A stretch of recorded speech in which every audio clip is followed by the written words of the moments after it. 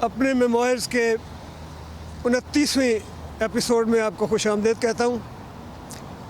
इस वक्त मैं पेरिस के एक नहायत मरकज़ी मकाम आर्क द ट्रियोम्फ, जिसको अंग्रेज़ी में आर्क द ट्रायम्फ कहेंगे, वहाँ पे हूँ। ये एक ऐसा चौक है जहाँ पे आके 12 सड़कें मिलती हैं, और आर्क द ट्रियोम्फ भी एक इम्पॉर्टेंट नेशनल मोन्यूमेंट है फ्रांस का। ये एक यादगार है उनकी first world war, second world war में और दूसरी जंगों में अलाइज़ की और फ्रांसीसियों की फ़तह की यादगार है। और इसके ऊपर इसमें इस बिल्डिंग के अलावा इसके अंदर एक गुमनाम सिपाही की एक कब्र है, जो कि उन तमाम सिपाहियों की नुमाइंदगी करता है जो इन जंगों के दौरान हलाक हुए और जिनको कोई नहीं जानता, जिनको कोई तमगे नहीं मिले, जिनका कहीं किताबों में या मूवीज़ में ज़िक्र नहीं है। इसी तरह इस जगह पे गुमनाम सिपाही की यादगार के तौर पे एक शोला जलता है, जिसको ये इटर्नल फ्लेम कहते हैं। ये हमेशा जलता रहता है, 24 घंटे सारा साल जलता रहता है। लेकिन एक सेरेमनी के तौर पे वक्तन फ़वक्तन कभी किसी दोस्त मुल्क का सफ़ीर या कभी कोई सरबराह मुमलिकत दौरे पे आया हो, तो वो इस फ्लेम को आके रिकिंडल करते हैं एक बाकायदा तकरीब के अंदर। जिन दिनों में यहाँ पे अपने टेन्योर के दौरान पेरिस में अपने क़याम के दौरान 2 दफ़ा मुझे मौका मिला ये सेरेमनी ऑफिशियली न सिर्फ विटनेस करने का, बल्कि उसमें शिरकत इस तरह से की कि एक दफ़ा हमारे उस वक्त के एम्बेसडर शफ़कत सईद, उनको इन्होंने इनवाइट किया था सेकंड वर्ल्ड वार की विक्ट्री के दिन 6 अगस्त में जो होती है, कि उसमें वो इस फ्लेम को रिकिंडल करें।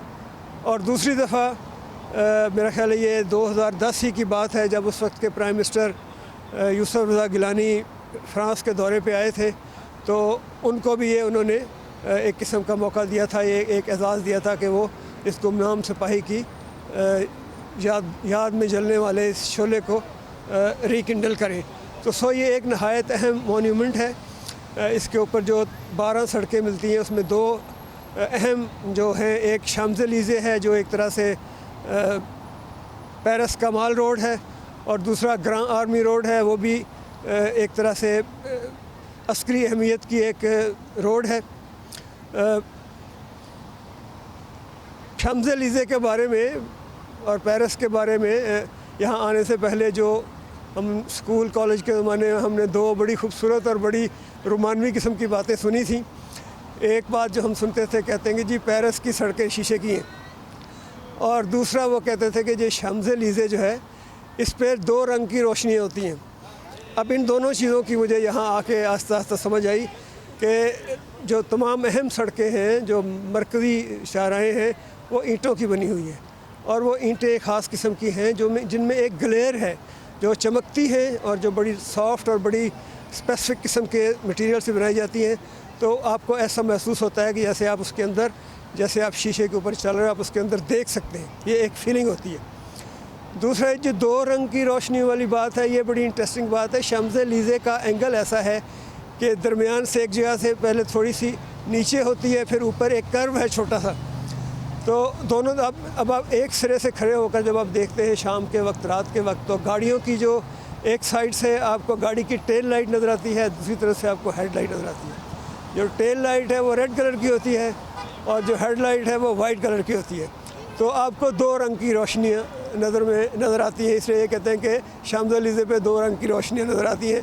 अगरचे ये बात किसी भी 2 वे रोड के लिए सही कही जा सकती है, लेकिन चूँकि शाम्ज़-एलीज़े में एक ऐसा एंगल है कि उस पर खड़े होकर आपको बाकायदा एक ख़ास एंगल से वो नज़र आती है। आपको लगता है कि आप एक रोशनियों का सैलाब है जो दोनों तरफ से 2 रंगों का आ जा रहा है, उसको आप देखते हैं। ये तो थोड़ा सा हो गया इस जगह का और इस एरिया का मुख्तसर तारफ़। चूँकि मैं अपने मेमोरीज़ की तरफ वापस आऊँगा, क्रोनोलॉजिकल ऑर्डर में चीज़ें चल रही हैं। 28 अप्रैल 2010 को जब मैं पेरिस में पहुंचा, तो उस वक्त जो मेरे प्रीडिसेसर थे अनवर मसूद साहब, वो पेरिस में नहीं थे, वो कहीं बाहर गए हुए थे। बहरहाल स्टाफ ने मुझे रिसीव किया एयरपोर्ट पे, फिर हम आ गए घर। एक रात में दूसरी जगह रहा, फिर अगले दिन मसूद वापस आ गए, तो अपने اپارٹمنٹ میں شفٹ ہو گیا، چونکہ مسعود بھی اکیلا ہی رہتا تھا اور میں بھی ابھی اس وقت سنگل ہی آیا تھا، تو اس لیے ہمیں کوئی پرابلم نہیں تھا کہ فیملی کی وجہ سے اس کو فلیٹ کی اور اپارٹمنٹ کی چینج اوور کا کوئی پرابلم ہو، تو میں اس کے ساتھ ہی شفٹ ہو گیا۔ آتے ہی میرا اپارٹمنٹ پیرس 14 میں موپرناس کے مقام پہ تھا، بہت خوبصورت 15ویں فلور پہ بلڈنگ، اور 3 طرف سے فل ونڈو، فل شیشے کی ونڈو تھی جس سے پورے شہر کا نظارہ نظر آتا تھا۔ وہ یہ اپنے قیام کا یہ تمام عرصہ جو 6-6.5 سال ہے اس گھر میں رہنے کا، جو مجھے ہمیشہ میری زندگی کا ایک یادگار وقت رہے گا، اس لحاظ سے کہ وہ ایک بہت خوبصورت اپارٹمنٹ تھا، اور اس کے نیچے ساتھ ہی اس کے دوسری تمام فیسلٹیز جو ہیں وہ بھی میسر تھیں۔ بہرحال ایمبیسی میں مشن میں اپنا کام شروع کیا تو اس وقت ایمبیسڈر تھے شفقت سعید۔ اپنے پورے ٹینیور کے دوران مجھے 3 ایمبیسڈرز کے ساتھ کام کرنے کا موقع ملا۔ ایمبیسڈر شفقت سعید جو نہایت سینئر تھے، وہ شاید اس وقت بھی ایکسٹینشن پہ تھے یا بعد میں ان کو ایک ایکسٹینشن ملی۔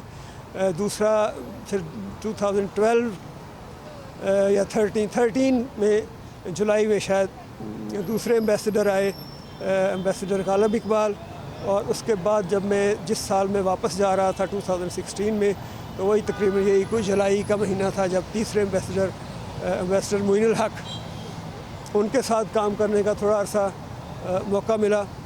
شفقت سعید بہت سینئر ڈپلومیٹ تھے، ہیں بلکہ ابھی بھی ریٹائر تو ہیں لیکن باقاعدہ حیات ہیں، بہت سینئر اور بہت تجربہ کار ڈپلومیٹ تھے۔ بعض دفعہ مجھے یہ لگتا تھا کہ جیسے وہ فارن سروس کے آفیسر نہیں ہیں، وہ مجھے لگتے تھے کہ less of a diplomat more of a politician. بڑا ہی ان کا ایک قسم کا ایسا ایٹیٹیوڈ تھا جو بڑا اکموڈیٹنگ ایٹیٹیوڈ تھا ہر کسی کے بارے میں، اور ہر کسی کو اس کے کام کی وجہ سے اس کی قدر کرتے تھے، اس کو اپریشیٹ کرتے تھے۔ انہی دنوں انہوں نے شاید کوئی اپنے ڈپلومیٹک بینک کے 1-2 آفیسرز کو کوئی ایک چھوٹے موٹے کام کہے جو وقت پہ شاید نہیں ہوئے، تو انہوں نے مجھ سے ذکر کیا کہ اسٹوڈنٹس افیئرز کا کوئی معاملہ تھا، جو پاکستانی اسٹوڈنٹس اس وقت پیرس کی مختلف یونیورسٹیوں میں اور فرانس کی مختلف یونیورسٹیوں میں پڑھ رہے تھے، ان کے بارے میں کوئی مسئلہ تھا ان کا، تو ایمبیسڈر نے میرے حوالے کیا، تو میں نے ان کو اس کا جو بھی سلوشن تھا یا جو بھی اس میں ایکشن ریکوائرڈ تھا وہ ٹائملی کر کے دیا، تو وہ بڑے خوش ہوئے۔ پھر انہوں نے مجھے اسٹوڈنٹس افیئرز کا انچارج بنا دیا، جو شاید میرے دوسرے جو کولیگ تھے فارن سروس کے ان میں سے کچھ کو پسند نہیں آیا۔ اسی طرح سے ایک یہاں پہ پیرس میں ایک خاتون ہیں سودا بکیا، وہ ایرانین نسل ہیں لیکن انہوں نے پاکستانی میوزک کے اوپر بہت کام کیا۔ انہوں نے پاکستان کے بے شمار لوک فنکار اور میوزیشنز کو یہاں پہ ویسٹرن ورلڈ میں متعارف کرایا، سب سے پہلے پیرس میں، پھر اس کے بعد باقی یورپ میں۔ کہتے ہیں کہ شاید پٹھان خان اور نصرت فتح علی خان کو یورپ میں متاثر کرانے کا بھی ان کے سر ہے۔ میرے پاس اس چیز کی کنفرمیشن کوئی نہیں، لیکن میں نے یہ بات سنی ہے۔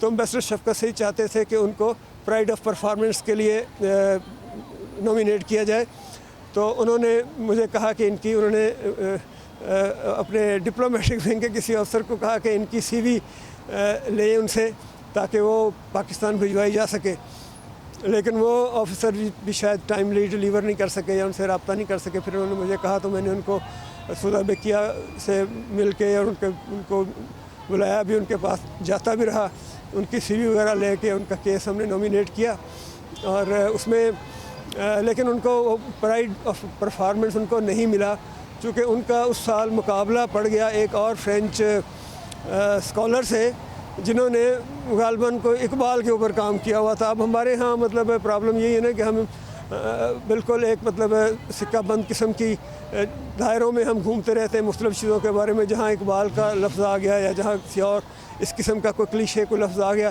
تو پھر ہماری سوچیں ساری آگے پیچھے ختم ہو جاتی ہیں۔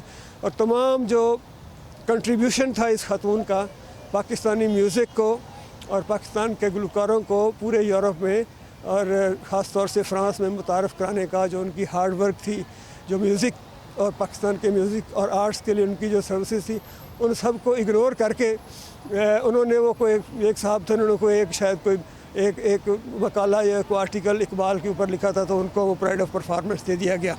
اسی طرح سے اس سال انہی دنوں ایک ایونٹ تھا ستاسبوخ میں، جس کو ہم عام زبان میں سٹراسبرگ کہیں گے.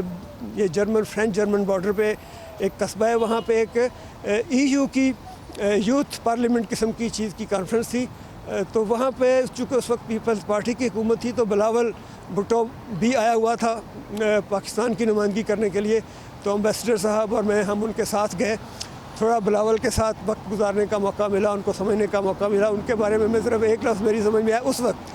اب کا میں نہیں کہہ سکتا، چونکہ اس وقت ظاہر ہے انسان کی شخصیت میں ایوولوشن ہوتا ہے، وہ تبدیل ہوتا رہتا ہے. اس وقت مجھے لگتا تھا کہ وہ بہت شائع تھا پولیٹکس کے لیے، اور میں نے بلکہ ایک دو دوستوں سے لفظ شیئر کیا کہ he is a kind of reluctant politician, کہ جیسے ان کو کوئی انٹرسٹ نہیں ہے. مثال کے طور پہ ایک صبح انہوں نے کہا، جب ہم کیفیٹیریا میں ناشتہ کر رہے تھے تو وہاں پہ اس وقت کے UN کے سیکرٹری جنرل کوفی عنان تھے شاید، وہ بھی بیٹھے ہوئے تھے. تو بلاول نے کہا کہ میں ان سے ملنا چاہتا ہوں، تو ان سے ان کے سٹاف سے بات کریں. اب کیفیٹیریا ہے، وہاں پہ آپ لوگ بیٹھے ہوئے ہیں، آپ چاہیں تو جا کے اس پہ کوئی بھی کسی سے ہاتھ ملا سکتا ہے. لیکن وہ جو کہ شائی، یہ میں کہا کہ وہ شائی تھا نا. تو خیر ہمارے جو آفیسر تھے ہمارے ساتھ، انہوں نے ان کے سٹاف سے بات کی. انہوں نے کہا کہ ان کے پاس وقت ٹائم نہیں ہے. تو میں دوستوں سے یہ کہہ رہا تھا کہ بلاول اگر وارث ہے ذوالفقار علی بھٹو کا، تو اس کے اندر ذوالفقار علی بھٹو جیسی جرت کیوں نہیں؟ اگر یہاں پہ اس کی بجائے ذوالفقار علی بھٹو ہوتا تو وہ خود جا کے اٹھ کے جاتا اور جا کے اسے ہاتھ ملاتا اور اسے گلے مل لیتا، اور کوئی بھی اس کو پرابلم نہ ہوتا، کوئی ہچکچاہٹ نہیں ہوتی. تو تھوڑا سا اس وقت سے یہ میری فیلنگ تھی کہ جیسے بلاول کو پالیٹکس میں اتنی انٹرسٹ ہے نہیں، بٹ ان کو لایا جا رہا تھا. اب تو خیر ماشاءاللہ وہ بالکل ہر طرح سے پبلک میٹنگز بھی کرتے ہیں اور ساری چیزیں بھی چلتی ہیں. ذرا لمبا ہو جائے گا ایپیسوڈ، پھر میرا خیال ہے کہ باقی چیزیں ہم اگلے ایپیسوڈ میں ڈسکس کریں گے.